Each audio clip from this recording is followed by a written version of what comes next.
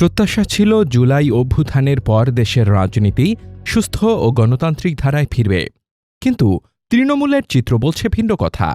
মাঠ পর্যায়ে রাজনৈতিক নেতাকর্মীদের মধ্যে আধিপত্যের লড়াই এবং অভ্যন্তরীণ কোন্দল যেন ফ্যাসিবাদী আমলের পুরনো রাজনৈতিক বন্দোবস্তকেই প্রতিষ্ঠিত করছে।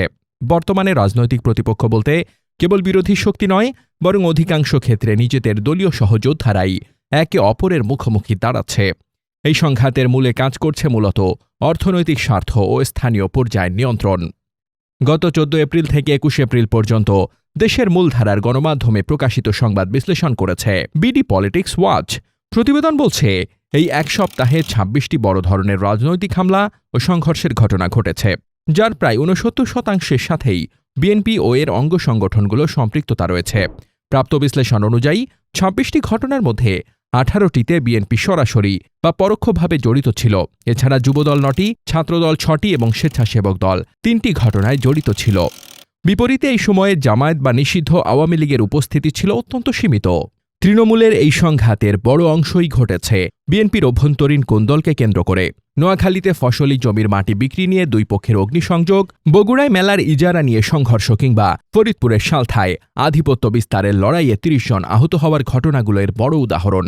এছাড়া দাওয়াত না পাওয়া বা ব্যক্তিগত বিরোধের মধ্যে তুচ্ছ কারণেও রক্তক্ষয়ী সংঘর্ষের চিত্র দেখা গেছে। সংঘাতের এই প্রবণতায় বড় প্রভাব ফেলছে অর্থনৈতিক স্বার্থ। যেমন নারায়ণগঞ্জে টেন্ডার দাখিলকে কেন্দ্র করে বিএনপি, জামায়াত ও এনসিপির মধ্যে হাতাহাতি। একই সাথে বিভিন্ন এলাকায় দেখা গেছে বাজার বা স্থানীয় ব্যবসা নিয়ন্ত্রণ নিয়ে বিরোধ। রাজনৈতিক পরিচয় ব্যবহার করে স্থানীয় সম্পদ দখলের এই চেষ্টা বিএনপি তৃণমূল রাজনীতিকে সহিংস করে তুলেছে।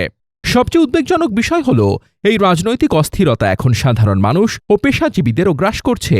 সুনামগঞ্জে দুর্নীতি সংবাদ প্রকাশ করায় সাংবাদিকের ওপর হামলা, খুলনায় প্রবীণ চিকিৎসক লাঞ্ছনা এবং যশোরে শিক্ষার্থীর বাবাকে তুলে নিয়ে মারধরের মতো ঘটনাগুলো রাজনৈতিক সহিংসতার সামাজিক অবক্ষয়কে স্পষ্ট করে। অন্তর্বর্তীকালীন সরকারের আমলে মব কালচার বন্ধের ঘোষণা থাকলেও বাস্তবে এর প্রতিফলন দেখা যাচ্ছে না। চট্টগ্রামে এনসিপির হাসনাত আবদুল্লার ওপর হামলা এবং কুষ্টিয়ায় এক পীর হত্যার ঘটনায় রাজনৈতিক সংশ্লিষ্টতা পাওয়া গেছে। এমনকি ধামরাইয়ে পুলিশের ওপর হামলার ঘটনায় যুবদল নেতাদের আটক হওয়া আইনশৃঙ্খলা পরিস্থিতির অবনতির ইঙ্গিত দেয়। প্রতিবেদনের বিশ্লেষণ বলছে, রাজনৈতিক সহিংসতা এখন প্রতিপক্ষের চেয়ে নিজ দলের ভেতরেই বেশি সীমাবদ্ধ হয়ে পড়ছে।